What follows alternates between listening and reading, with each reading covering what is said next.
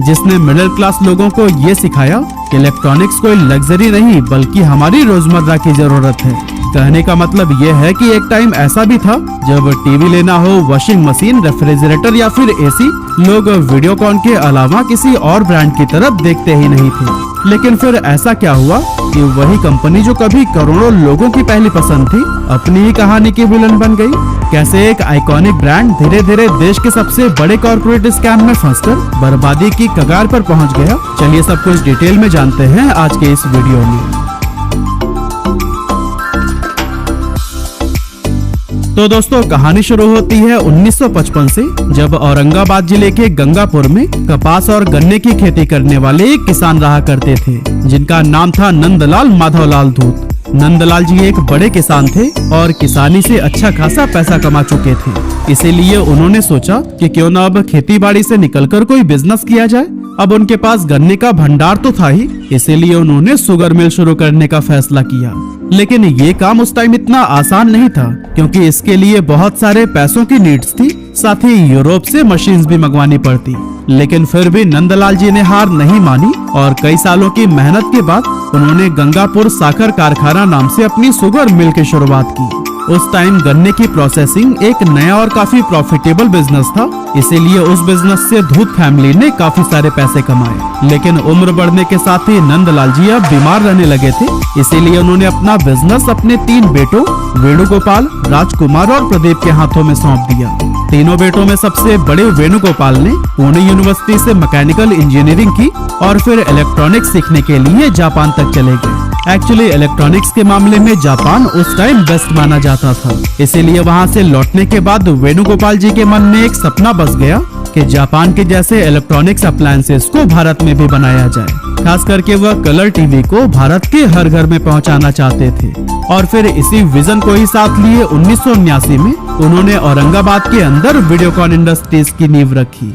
लेकिन टीवी बनाना उस टाइम बहुत रिस्की और महंगा काम था, इसीलिए वो एक सही मौके का इंतजार करने लगे।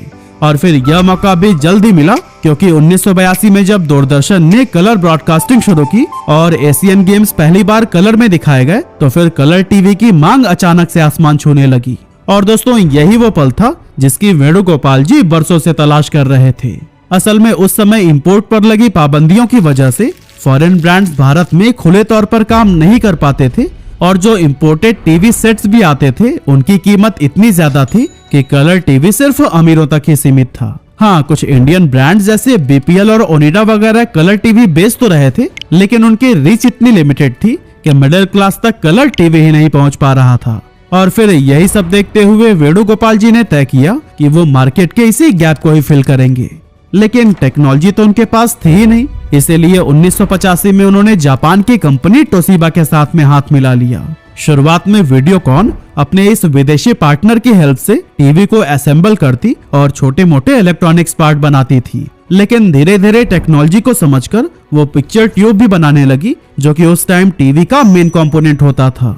पिक्चर ट्यूब को अपने कंट्रोल में लेने के बाद से वीडियोकॉन अपना खुद का कलर टीवी भी लॉन्च करने लगा।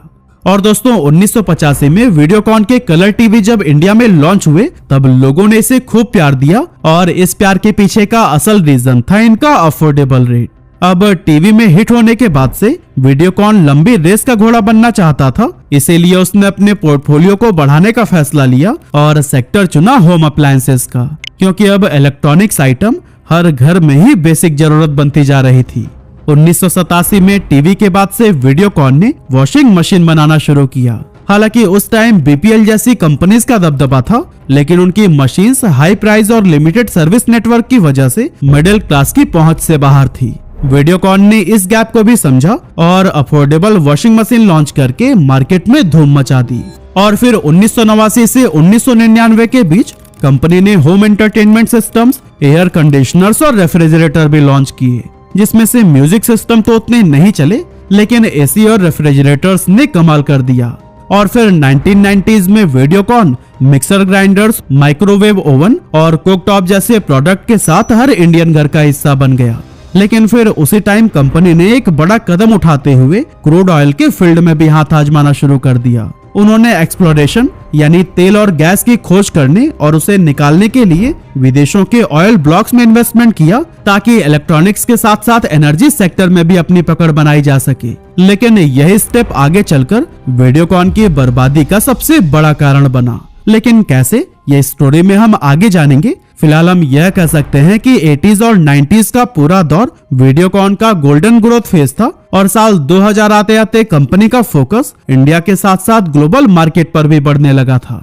अपने एक्सपेंशन को एक नए लेवल पर ले जाने के लिए वीडियोकॉन ने फिलिप्स के कलर टीवी प्लांट को 9 करोड़ रुपए में टेक ओवर कर लिया, जिसने वीडियोकॉन को ग्लोबल स्केल पर कंपटीशन करने की ताकत दी। इस एक्विजिशन के बाद वीडियोकॉन ने अपनी टीवी मॉडल्स में नए फीचर्स इंट्रोड्यूस किए, जैसे फ्लैट स्क्रीन और स्टूडियो साउंड, जो उस समय कंज्यूमर्स के लिए काफी मॉडर्न और अट्रैक्टिव माने जाते थे।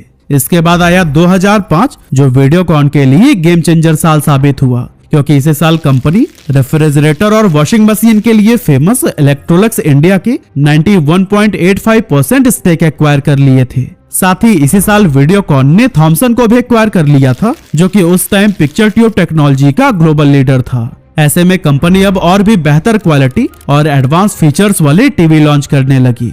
2000 से 2005 का ये दौर वीडियोकॉन के लिए सिर्फ ग्रोथ नहीं बल्कि ग्लोबल रिकॉग्निशन का फेज था, क्योंकि ये देसी ब्रांड अब सिर्फ भारत का नहीं रहा बल्कि चाइना, पोलैंड, इटली और मैक्सिको जैसी इंटरनेशनल इलेक्ट्रॉनिक्स मार्केट में भी अपनी जगह बनाने में कामयाब हो चुका था।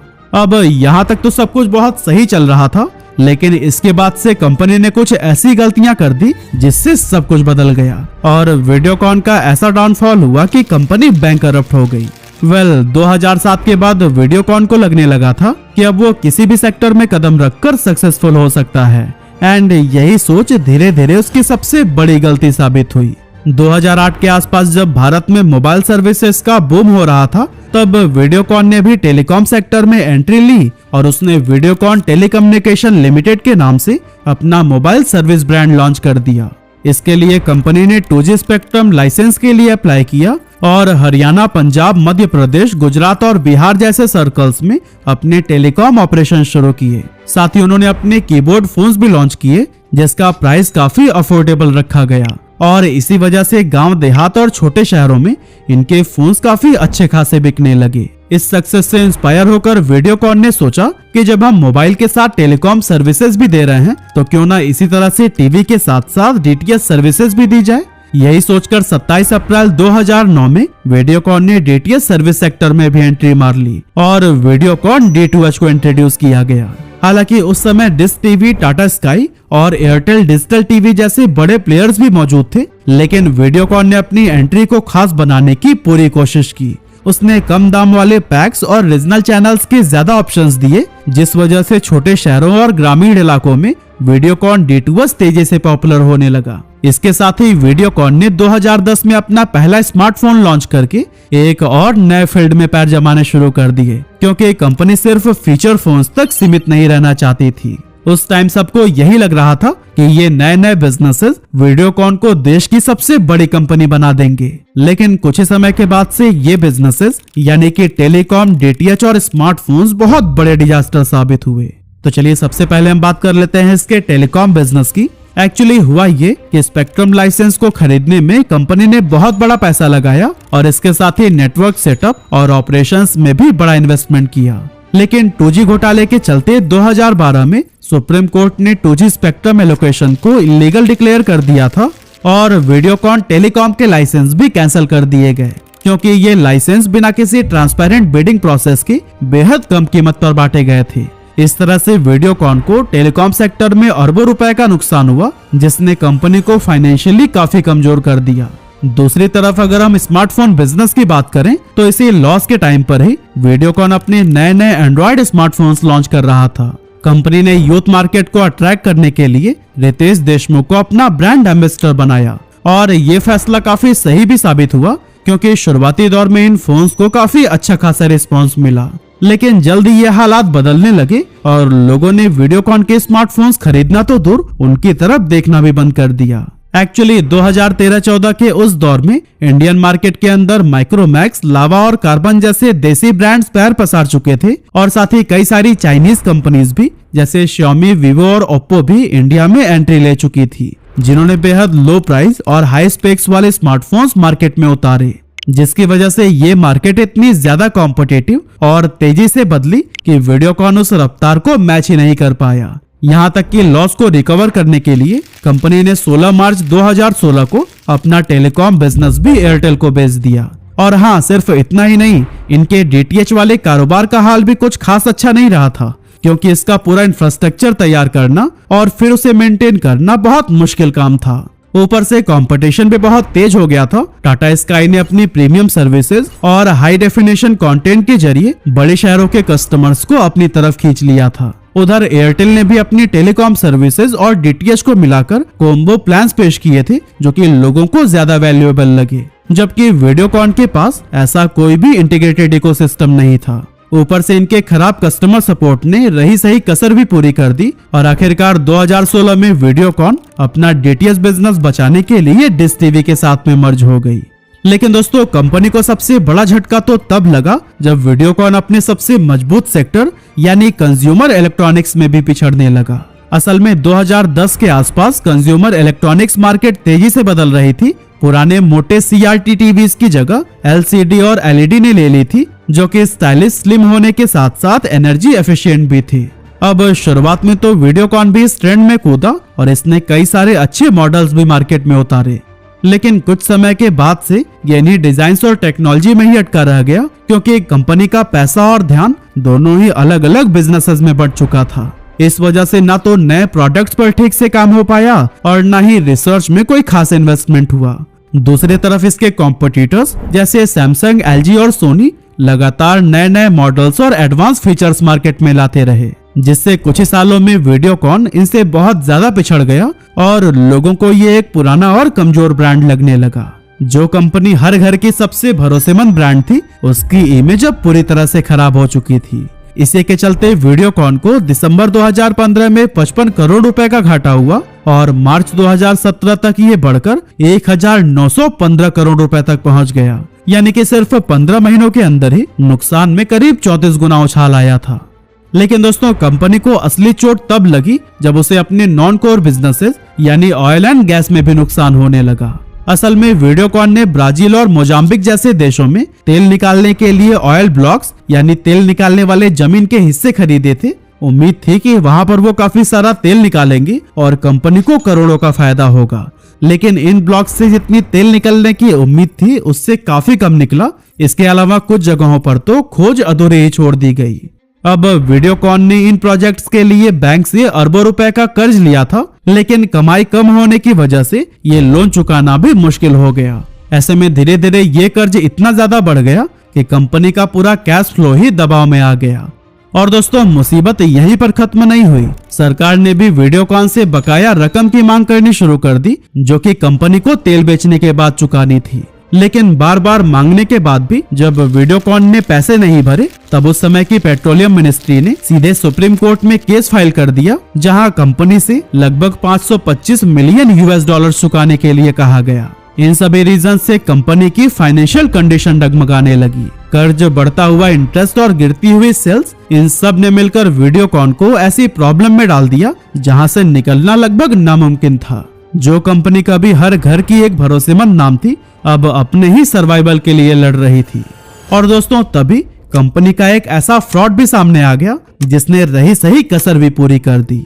एक्चुअली 2016 में फाइनेंशियल एनालिस्ट और एक्टिविस्ट अरविंद गुप्ता ने एक डिटेल्ड कंप्लेंट फाइल की थी, जिसमें बताया गया कि आईसीआईसीआई बैंक ने वीडियोकॉन ग्रुप को 3250 करोड़ रुपए की लोन की मंजूरी दी है और इस लोन को पास करने के लिए आईसीआईसीआई बैंक की सीईओ चंद्रा कोचर ने 64 करोड़ रुपए की रिश्वत ली है। देखा जाए तो पूरा सीन कुछ इस तरह से था कि पहले आईसीआईसीआई ने वीडियोकॉन को बड़े लोन्स दिए, उसके तुरंत बाद वीडियोकॉन की ही एक company supreme energy private limited ने 64 करोड़ रुपए चंद्रा कोचर के पति दीपक कोचर की फर्म एनयू पावर रिन्यूएबल्स में लगाए थे। इस खबर के आने के बाद से आईसीआईसीआई ने इंटरनल इंक्वायरी शुरू की। बाद में ईडी और सीबीआई जैसी एजेंसीज ने भी केस की इन्वेस्टिगेशन करनी शुरू कर दी और इस तरह से ये एक बड़ा कॉर्पोरेट स्कैंडल बन गया, जिसमें इंडिया के टॉप प्राइवेट बैंक की सीईओ और एक बड़े इंडस्ट्रियलिस्ट के खिलाफ सीरियस चार्जेस लगे। इन्वेस्टिगेशन शुरू होने के बाद से बैंक्स और रेगुलेटर्स ने वीडियोकॉन पर नजर कड़ी कर दी थी, जिसकी वजह से कंपनी को नए लोन्स और फंडिंग मिलना बहुत मुश्किल हो गया। मार्केट का भरोसा भी टूटने लगा, शेयर्स गिर गए और नए बिजनेस डील्स भी हाथ से निकलने लगे। 2018 तक वीडियोकॉन पर करीब 90,000 करोड़ रुपए का कर्ज चढ़ चुका था और क्योंकि कंपनी के पास कोई स्ट्रॉन्ग बिजनेस भी नहीं बचा था, इसीलिए इन्वेस्टर्स ने भी अपना हाथ पीछे खींच लिया। इसके बाद से नेशनल कंपनी लॉ ट्रिब्यूनल ने वीडियोकॉन को इंसॉल्वेंसी प्रोसेस में डाल दिया। इसका मतलब ये था कि कंपनी का फ्यूचर उसके मालिकों के हाथ में नहीं बल्कि अदालत और बैंकों के कंट्रोल में जा चुका था। अब जब वीडियोकॉन की कंपनीज का ऑक्शन हुआ तो फिर मार्केट पूरी तरह से हैरान रह गई। कंपनी के सारे एसेट्स जैसे मशीन, फैक्ट्री, जमीन, ब्रांड और स्टॉक की सही कीमत यानी कि फेयर वैल्यू करीब 4069 करोड़ रुपए आकी गई थी, लेकिन असल में इनकी लिक्विडेशन वैल्यू सिर्फ 2568 करोड़ रुपए ही थी। यानी कि अगर उनके सारे एसेट्स को तुरंत बेचा जाता तो फिर फेयर वैल्यू से 1500 करोड़ रुपए कम मिलते। और फिर कुछ इस तरह से आखिरकार 2021 में वेदांता ग्रुप की कंपनी ट्विन स्टार टेक्नोलॉजीज ने वीडियोकॉन को 2962 करोड़ रुपए में टेक ओवर कर लिया। कोर्ट ने जैसे ही ये डील अप्रूव की, वीडियोकॉन ग्रुप की 13 कंपनीज वेदांता के हाथों में चली गई। लेकिन दोस्तों, बैंक्स के लिए ये डील किसी झटके से कम नहीं थी, क्योंकि उन्हें पूरे लोन्स में से सिर्फ 2962 करोड़ रुपए मिले, यानी कि उनका सिर्फ 4.15% पैसा वापस आया और बाकी 95.85% डूब चुका था। और दोस्तों, आज भी इसे इंडियन बैंकिंग हिस्ट्री के सबसे बड़े लॉसेस में से एक माना जाता है। टेक ओवर के बाद वीडियोकॉन का नाम धीरे धीरे मार्केट से खत्म होने लगा। कुछ प्रोडक्ट तो जरूर बिकते रहे, लेकिन वो वीडियोकॉन वाला भरोसा कहीं खो सा गया। आज अगर किसी पुराने टीवी या फ्रिज पर वीडियोकॉन का लोगो दिख जाए तो बस पुराने दिनों की एक याद ताजा हो जाती है। वैसे क्या आपके घर में अभी भी वीडियोकॉन का कोई प्रोडक्ट है? हमें कमेंट करके जरूर बताइएगा।